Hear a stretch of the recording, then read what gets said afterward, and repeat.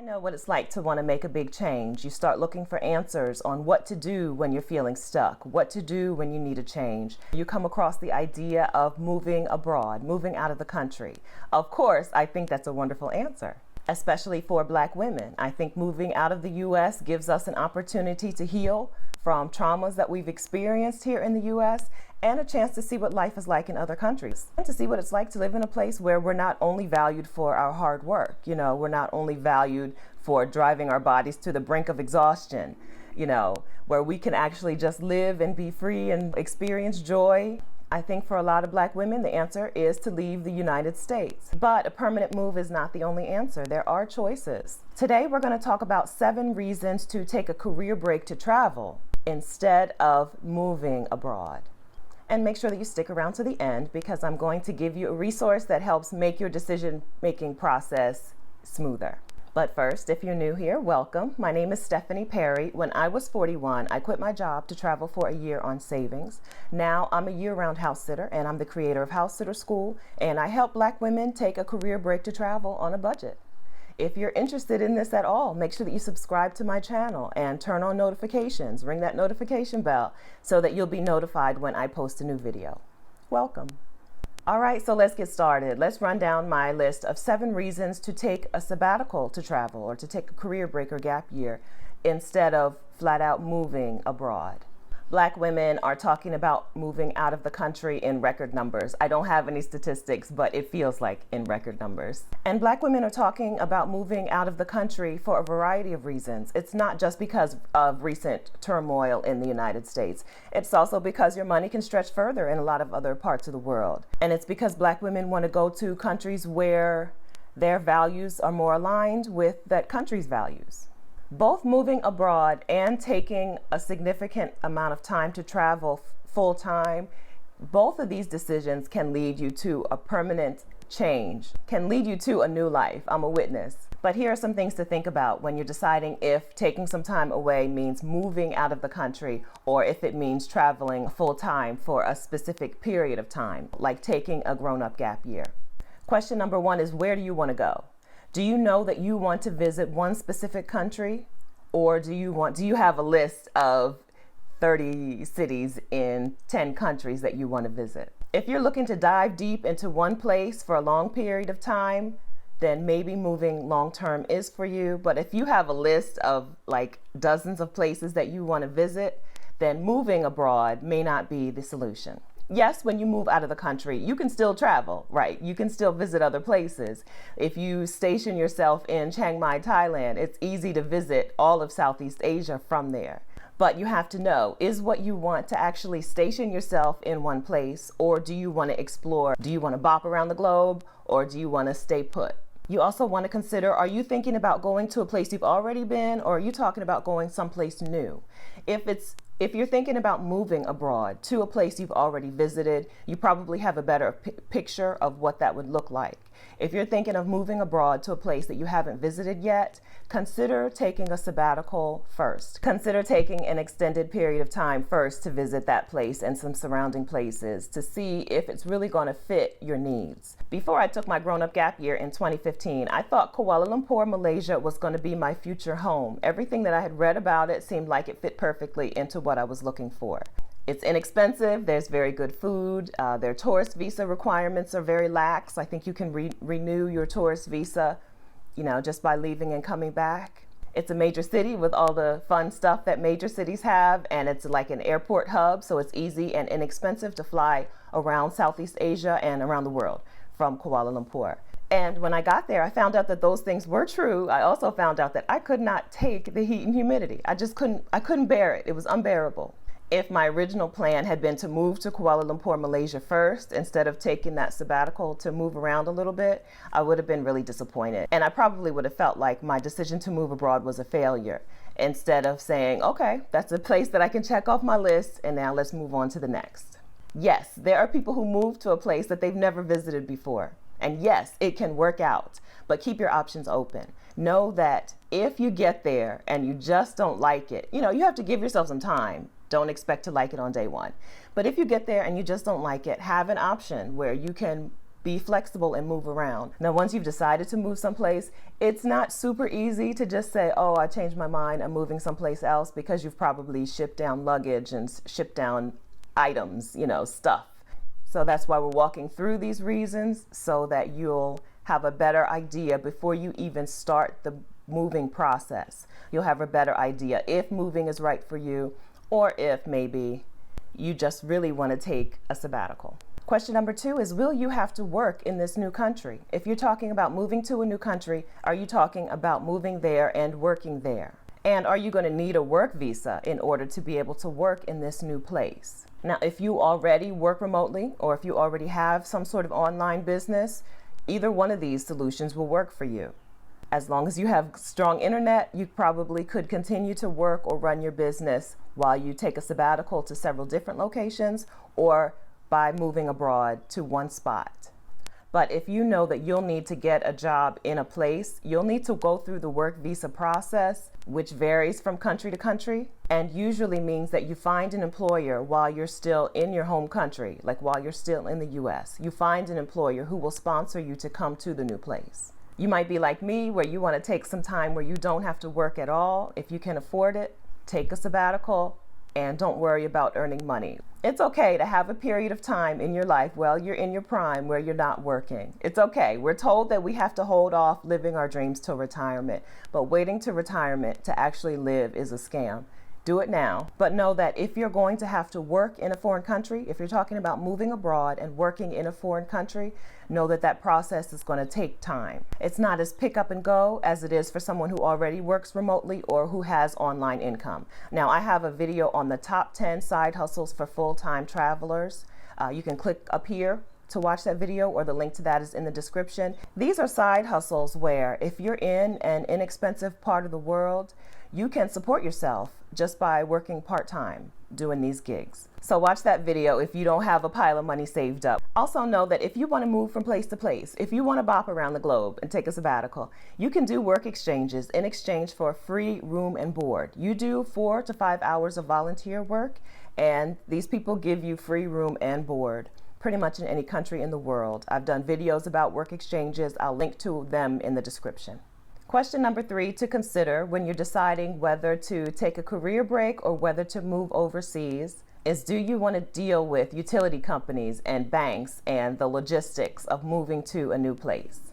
If you're tired and you want some rest and you want to de-stress, in some parts of the world, moving and trying to get utilities set up and trying to get a bank account are not going to help your cause. They're not going to make you feel more relaxed. They're going to stress you out, especially if you're moving for a shorter period of time. Like if you're considering moving abroad, but you don't know that you're going to stay for years and years.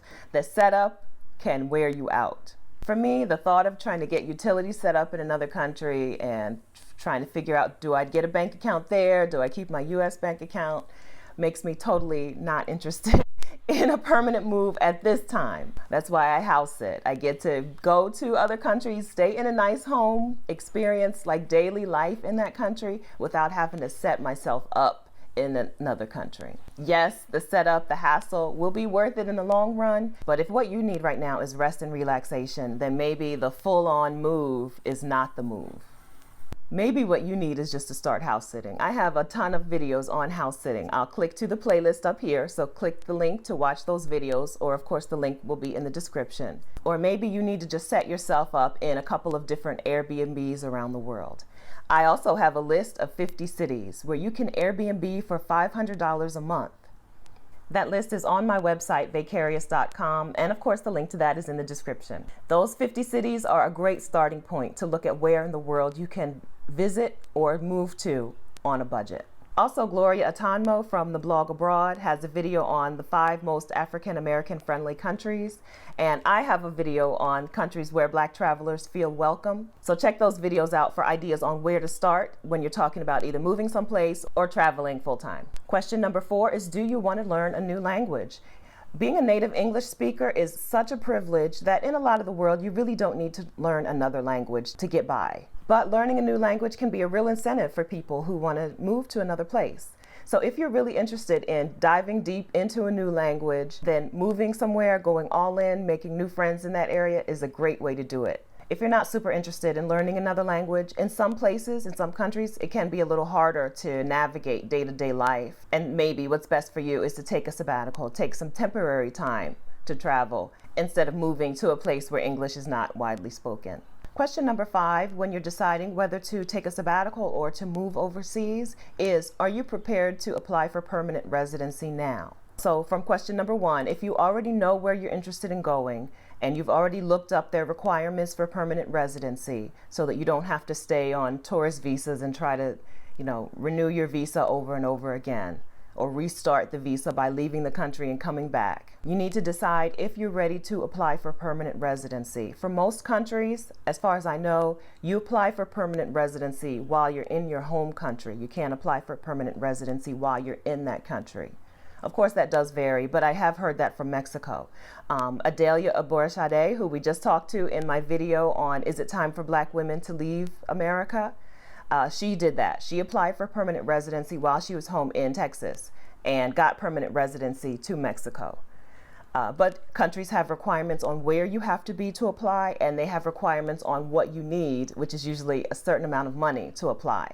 A lot of countries have a flat rate. Like if you have X amount of dollars in the bank today, you can show proof of that and apply for permanent residency in our country. It's usually like a retirement type of visa, but you don't have to be a retirement age for a lot of them. Sometimes you do. As I said, each country varies. And then for other countries, you don't need a flat amount of money. You need to have recurring monthly income that you can show in order to apply for permanent residency there. Of course, if we're talking about instead of moving, taking a sabbatical, then you just need to know what the tourist visa rules are. Having a US passport or a Canadian passport makes it a lot easier to be a tourist around the world. A lot of the world is open to us without even having a visa in advance. So the ease of actually getting into a country may make the sabbatical a better idea than a permanent move. Question number 6 to ask yourself is, do you know what to do with your current home?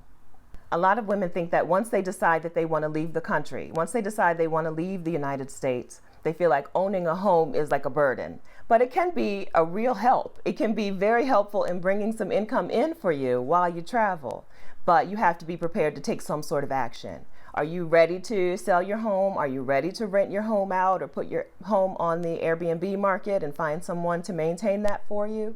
If you're not ready to make those kinds of decisions about your home or your property, maybe a sabbatical is the right answer. I'm going to link to an interview I did with Sheeta from Sheeta's on the Loose. We interviewed Jamie Barnes. When she took her sabbatical to travel, it happened to line up perfectly with her mom's lease being up, and so her mom actually moved into Jamie's home while she traveled. So they had a nice way to work that out without Jamie having to sell her home or leave it, just leave it abandoned, or bring in a house sitter, someone like me, to take care of it while she's gone. There are a lot of options for homeowners. Owning a home is not a barrier to leaving the country. But if you're not ready to make a long-term decision about your home, then maybe a short-term decision is a better answer. So maybe the sabbatical is a better choice. All right, question number 7 to ask yourself when you're deciding between moving abroad and taking a sabbatical to travel is, how well will you be able to deal with not having close relationships for an extended period of time? Something we don't talk about enough in the long-term travel world is how lonely you get sometimes. When you're traveling for 12 months at a time, or when you move out of the country, you get lonely. You've left behind your friends and family. Maybe you're traveling with a spouse or partner. I don't know about that, but maybe you're traveling with someone, but still you've left your support group behind. Technology is wonderful. Facebook Messenger, WhatsApp are fantastic ways to keep in touch with people, but they can only go so far. You don't really realize how hard it can be to go days and weeks and months at a time without somebody hugging you and asking you how are you and being able to have a real conversation with people face to face. For both women who are taking a sabbatical and women who are moving permanently, it's crucial to find friends in the new place that you're going. Whether you're moving to a new country and you find a Facebook group for expats, or whether you're traveling from place to place and you find a big travel group of other women travelers and you just shout out where you are and you meet up with someone there that way. Or if you stay in hostels and you meet friends in the hostel, if you're house sitting and you hang out with your neighbors. It's crucial to find friends. But when you're moving from place to place, you're always saying hello and goodbye. You're on to the next place or they're on to the next place and you have to say goodbye. If that constant cycle of hellos and goodbyes is going to wear on you, then maybe a long-term move is a better answer. Maybe staying in one place is a better option. It's much easier to build a community of friends when you're staying in one place.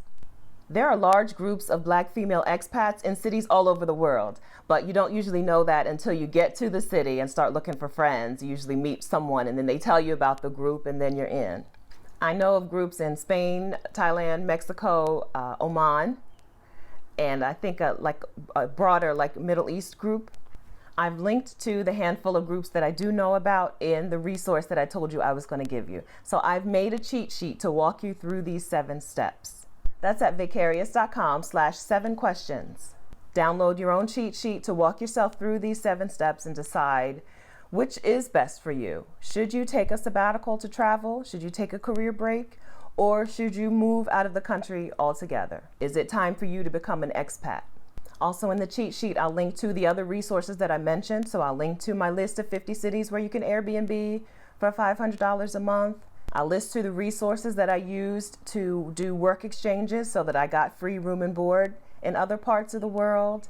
And I'll also link to the sign up for the most recent Sabbatical Money Challenge. I host a monthly 5-day challenge where I help you find 5 sources to fund your sabbatical to travel. Some of these sources could also be used to fund your new life as an expat out of the country. All of these resources will be on the 7 questions cheat sheet. Just go to vicarious.com/7questions. If you're ready to leave the United States, I want you to do it, and I want to support you in doing it. So holler at me with any questions. You can let me know in the comments if any of these questions really changed your idea on things. You know, if any of these questions made you think, oh, maybe one of these is a better solution for me than the other.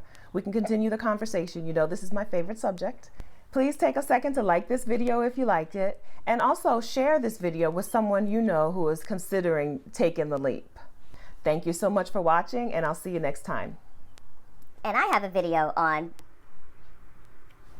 what's my video called?